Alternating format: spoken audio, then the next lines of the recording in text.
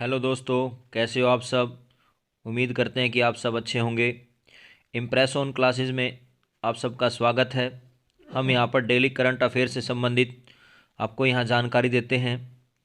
तो इसमें राष्ट्रीय स्तर की न्यूज और स्पोर्ट्स से संबंधित military exercise, awards, schemes, days और स्टैटिक के संबंधित क्वेश्चनों को हम कवर करते हैं। इससे पहले हम एक मोटिवेशनल कोड भी हम पढ़ते हैं। जो आज का मोटिवेशनल कोड है, हर नई शुरुआत थोड़ा डराती है, पर याद रखो सफलता मुश्किलों के पार ही नज़र आती है।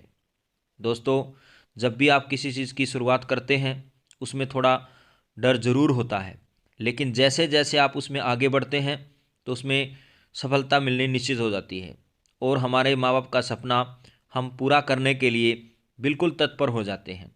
इसलिए जब भी नई शुरुआत आप करते हैं तो उसमें घबराना नहीं चाहिए। आइए हम बात करते हैं करंट अफेयर से संबंधित। विश्वनाथ आनंद को पीछे छोड़ते हुए भारत के नंबर 1 खिलाड़ी जो शतरंज में हैं वो कौन बने हैं? तो उनका नाम है रमेश बाबू प्रज्ञानंद। ये आप कह सकते हैं नंबर 1 खिलाड़ी बन चुके हैं शतरंज में। किसको पीछे छोड़ते हुए? विश्वनाथ आनंद को पीछे छोड़ते हुए। इसके बाद अगर क्वेश्चन किया जाए तो भारतीय युवा शतरंज खिलाड़ी रमेश बाबू प्रज्ञानंद ने नीदरलैंड में आयोजित टाटा स्टील मास्टर्स में विश्व शतरंज चैंपियनशिप डिग लिरेन को हरा दिया। इस जीत के साथ प्रज्ञानंद विश्वनाथ आनंद के बाद मौजूदा चैंपियन को हराने वाले दूसरे भारतीय बने और वह लाइव रेटिंग के मामले में आनंद को पछाड़कर भारत के नए नंबर 1 एक शतरंज खिलाड़ी बन चुके हैं। बिल्कुल आपसे क्वेश्चन पूछा जाएगा, नंबर 1 खिलाड़ी शतरंज में कौन बन चुके हैं? तो उनका नाम है रमेश बाबू प्रज्ञानंद। इसके बाद अगर बात की जाए, राजीव गांधी खेल रत्न पुरस्कार से सम्मानित होने वाले पहले जो भारतीय थे उनका नाम था विश्वनाथ आनंद, जो शतरंज से थे। नोबेल पुरस्कार जीतने वाले पहले भारतीय जो थे उनका नाम था रविंद्रनाथ टैगोर। इनको 1913 में गीतांजलि के लिए नोबेल पुरस्कार दिया गया था। रैमन मैग्सेसे पुरस्कार जीतने वाले पहले भारतीय बने विनोबा भावे, और इस रैमन मैग्सेसे पुरस्कार को एशिया का नोबेल पुरस्कार भी कहा जाता है। तो कुछ इस तरह के स्टैटिक के क्वेश्चन आपने याद रखने हैं जो बहुत ही इंपॉर्टेंट है। इसके बाद अगर बात की जाए ग्लोबल फायर पावर रैंकिंग में दुनिया की सबसे शक्तिशाली सेनाओं में भारत की रैंक क्या है? तो भारत इसमें है 4th स्थान पे।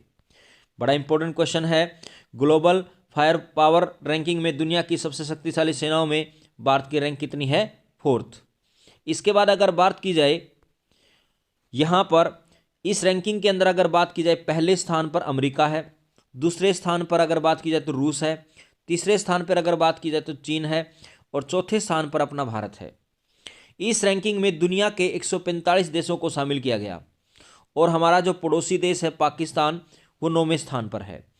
इस रैंकिंग में सैन्य क्षमता का आंकलन करने के लिए 60 फैक्टर्स को शामिल किया गया है। तो बड़ा इंपॉर्टेंट क्वेश्चन है कि ग्लोबल फायर पावर में भारत का कौन सा स्थान है? तो आप कह सकते हैं 4था स्थान है, जबकि पहला स्थान सबसे ताकतवर सेनाओं में किसका है? तो वो अमेरिका का है। इसके बाद अगर बात की जाए साल 2023 के दिसंबर महीने के लिए प्लेयर ऑफ द मंथ का अवार्ड किसने जीता? तो ये जीता आप कह सकते हैं पैट केमिस ने आप कह सकते हैं ये 2023 के दिसंबर महीने के लिए player of the month award इन्होंने जीता है। इसके बाद अगर बात की जाए यहां पर आईसीसी ने साल 2023 के दिसंबर महीने के लिए player of the month award की घोषणा कर दी। सर्वश्रेष्ठ पुरुष क्रिकेटर का अवार्ड ऑस्ट्रेलिया के कप्तान पैट केमिस ने जीता है। वहीं सर्वश्रेष्ठ महिला क्रिकेटर का अवार्ड भारत की दीप्ति शर्मा को मिला है। आईसीसी हर महीने इंटरनेशनल क्रिकेट में सर्वश्रेष्ठ प्रदर्शन करने वाले खिलाड़ियों को प्लेयर ऑफ द मंथ का अवार्ड से सम्मानित करता है। तो यहाँ पर आपने ध्यान रखना है महिला वर्ग में कौन है। महिला वर्ग में अगर बात की जाए तो भारत की दीप्ति शर्मा है, और अगर पुरुष वर्ग की बात की जाए तो ऑस्ट्रेलिया के कप्तान पैट केमिस जो हैं ये आप कह सकते हैं प्लेयर ऑफ द मंथ घोषित किए गए हैं 2023 के दिसंबर महीने के। इसके बाद अगर बात की जाए, मोहम्मद शामी क्रिकेटर जो हैं, भारत के क्रिकेटर जो हैं, उनको 2023 का अर्जुन पुरस्कार दिया गया। क्रिकेट के इतिहास में विराट कोहली ने सचिन तेंदुलकर का सेंचुरी का रिकॉर्ड तोड़ दिया है। यानी सचिन तेंदुलकर ने जो 50 सेंचुरी लगाई थी, उनका रिकॉर्ड किसने तोड़ा है? विराट कोहली ने तोड़ा है। रोहित शर्मा 2020 मैच सबसे ज़्यादा खेलने वाले पहले खिलाड़ी बने हैं। तो ये भी वेरी इंपॉर्टेंट क्वेश्चन है जो स्टैटिक जीके के अंदर बार बार आपसे पूछे जा सकते हैं। इसके बाद अगर बात की जाए, असम राज्य के सर्वोच्च सम्मान असम वैभव से किसे सम्मानित किया गया है? तो ये किया गया है रंजन गोगोई को। बड़ा इंपॉर्टेंट क्वेश्चन है कि असम राज्य के सर्वोच्च सम्मान असम वैभव से रंजन गोगोई को क्या किया है? सम्मानित किया है। इसके बाद अगर बात की जाए, असम के मुख्यमंत्री हिमंत बिस्वा शर्मा ने हाल ही में घोषणा की कि पूर्व चीफ जस्टिस ऑफ इंडिया और राज्यसभा सांसद रंजन गोगोई को असम वैभव पुरस्कार से सम्मानित किया जाएगा। असम वैभव राज्य का सर्वोच्च नागरिक सम्मान है या पुरस्कार है। सीजेआई रंजन गोगोई को अध्यक्षता वाली 5 जजों की बेंच ने साल 2019 में अयोध्या राम मंदिर पर अहम निर्णय दिया था। ये वेरी इंपॉर्टेंट क्वेश्चन है कि राम मंदिर पर जो अयोध्या में आप कह सकते हैं बनाया गया है मंदिर, उसके लिए किसने आप कह सकते हैं अहम निर्णय दिया था? तो वो दिया था रंजन गोगोई की अध्यक्षता वाली 5 जजों की बेंच ने दिया था। और इस रंजन गोगोई को अगर बात की जाए तो कौन सा पुरस्कार दिया जाएगा? तो आप कह सकते हैं यहाँ पर असम का जो सर्वश्रेष्ठ नागरिक पुरस्कार है असम वैभव, वो उनको पुरस्कार दिया जाएगा। इसके बाद अगर बात की जाए, असम का जो पुराना नाम है वो है कामरूप। असम राइफल सबसे पुराना अर्धसैनिक बल है। बहुत बार क्वेश्चन पूछा गया, असम राइफल जो है सबसे पुराना अर्धसैनिक बल है। असम राइफल का पुराना नाम है कछार नेवी और असम राइफल की स्थापना हुई थी 1835 ईस्वी में। और इस असम राइफल को पूर्वोत्तर भारत का प्रहरी भी कहा जाता है। तो याद रखना, ये सब ये स्ट्रेटेजी जीके क्वेश्चन बड़े इंपॉर्टेंट हैं। इसके बाद अगर बात की जाए, महाराष्ट्र सरकार ने राज्य के पहले ग्रीन अमोनिया प्लांट के लिए किसके साथ समझौता किया है? तो वो किया है आइनॉक्स एयर प्रोडक्ट्स के साथ। बिल्कुल इंपॉर्टेंट क्वेश्चन बन जाएगा। महाराष्ट्र सरकार ने पहले ग्रीन अमोनिया प्लांट के लिए किसके साथ समझौता किया है? तो उनका नाम है आइनॉक्स एयर प्रोडक्ट्स के साथ। इसके बाद अगर बात की जाए, महाराष्ट्र सरकार ने 5 लाख MTPA की अक्षमता के साथ राज्य के पहले ग्रीन अमोनिया प्लांट के लिए आइनॉक्स एयर प्रोडक्ट्स के साथ एक समझौता किया है। इस प्रोजेक्ट पर कुल 3 बिलियन अमेरिकी डॉलर खर्च किए जाएंगे और इस प्लांट में ग्रीन लिक्विड अमोनिया उत्पादन किया जाएगा। इसके बाद अगर बात की जाए, यूक्रेन पर वैश्विक शांति शिखर सम्मेलन की मेजबानी कौन सा देश करेगा? तो ये करेगा आपका स्विट्जरलैंड। यानी स्विट्जरलैंड देश जो है यूक्रेन पर वैश्विक शांति शिखर सम्मेलन की मेजबानी करेगा।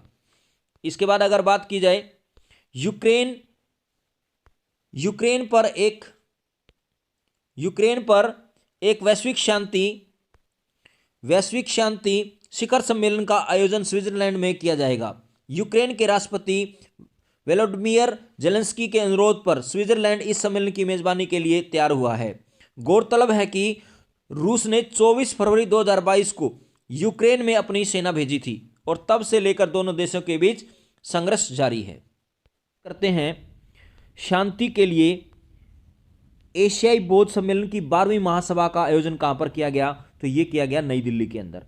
इसके बाद अगर बात की जाए, हमारे जो उपराष्ट्रपति हैं उनका नाम है जगदीप धनखड़ ने शांति के लिए एशियाई बौद्ध सम्मेलन की 12वीं महासभा का उद्घाटन नई दिल्ली में किया और इस 2 दिवसीय 12वीं महासभा का उद्घाटन 17 जनवरी को किया गया। खम्बो लामा समागिन गाम्बोजाओ के अनुरोध पर साल 1969 में इसकी शुरुआत की गई थी। यानी जो एशियाई बौद्ध सम्मेलन है इसकी शुरुआत कब की गई थी? तो इसकी शुरुआत की गई थी 1969 में। और किसने की थी अगर बात की जाए तो ये खम्बो लामा समागिन गाम्बोजाओ के अनुरोध पर ऐसा किया गया था। इसके बाद अगर बात की जाए, नीति आयोग के अनुसार पिछले 9 वर्षों में भारत की गरीबी दर में कितनी गिरावट दर्ज की गई है? तो ये की गई है 29% से लेकर 29% से लगभग 11% हो गई है। यानी बिल्कुल क्वेश्चन बन सकता है कि नीति आयोग के अनुसार पिछले 9 वर्षों में भारत में गरीबी दर की गिरावट कितनी दर्ज की गई? 29% से लगभग 11% हो गई है। इसके बाद अगर बात की जाए 29% से लगभग 11% नीति आयोग के अनुसार यह गिरावट देखी गई है 9 वर्षों में, और इसमें भारत में लगभग 25 करोड़ लोगों ने खुद को गरीबी से बाहर निकाला है, और यह लगभग आप कह सकते हैं 29% से कम होकर के 11% हो गई है। इसके बाद अगर बात की जाए भारत के जो राज्य है उत्तर प्रदेश में गरीबी सबसे कम देखी गई है। पिछले 9 वर्षों में लगभग 6 करोड़ लोग गरीबी से बच गए हैं, और गरीबी की अगर गिरावट की बात की जाए अन्य राज्यों में, बिहार में, मध्य प्रदेश में, राजस्थान में, यहां पर कम देखी गई है। इसके बाद अगर बात की जाए वर्तमान में भारत में नीति आयोग के मुख्य कार्यकारी अधिकारी कौन है, यानी नीति आयोग के मुख्य कार्यकारी अधिकारी के रूप में कौन नियुक्त किए गए हैं, तो उनका नाम है BVR Subramanyam. Very important question है। BVR सुब्रमण्यम को भारत में नीति आयोग के मुख्य कार्यकारी के रूप में नियुक्त किया है। बहुत बार क्वेश्चन आपसे पूछा जा सकता है जो नीति आयोग होते हैं उसके अध्यक्ष कौन होते हैं, तो उसके अध्यक्ष होते हैं प्रधानमंत्री। और पहले अगर बात की जाए नीति आयोग के अध्यक्ष कौन बने, तो आप कह सकते हैं नरेंद्र मोदी बने थे। इसके बाद अगर बात की जाए इसमें, तो BVR सुब्रमण्यम जो है नीति आयोग के क्या बने हैं, आप कह सकते हैं CEO बने हैं, और ये 8 से 9 वर्षों में पूर्ण गरीबी को आधे से कम करना इनका एक उद्देश्य है, और जो दुनिया के सामने अपने SDG लक्ष्यों को दिशा में एक भारत को प्रगति देने में मदद करेंगे। इसके बाद अगर बात की जाए वरुण तोमर ने ओलंपिक कोटा स्थान सुरक्षित करने के लिए किस स्पर्धा में स्वर्ण पदक जीता है, तो यह जीता है पुरुषों की 10 मीटर एयर राइफल के अंदर। पुरुषों की 10 मीटर एयर पिस्टल के अंदर अगर बात की जाए, वरुण तोमर ने पुरुषों की 10 मीटर एयर पिस्टल स्पर्धा में 239.6 स्कोर के साथ स्वर्ण पदक जीता है, जबकि अर्जुन सीमा ने रजत पदक जीता है। इसके बाद अगर बात की जाए यहां पर ईशा सिंह ने ओलंपिक कोटा स्थान सुरक्षित रखने के लिए किस स्पर्धा में स्वर्ण पदक जीता है, तो महिलाओं की 10 मीटर एयर राइफल के अंदर यहां पर इन्होंने स्वर्ण पदक जीता है। इसके बाद अगर बात की जाए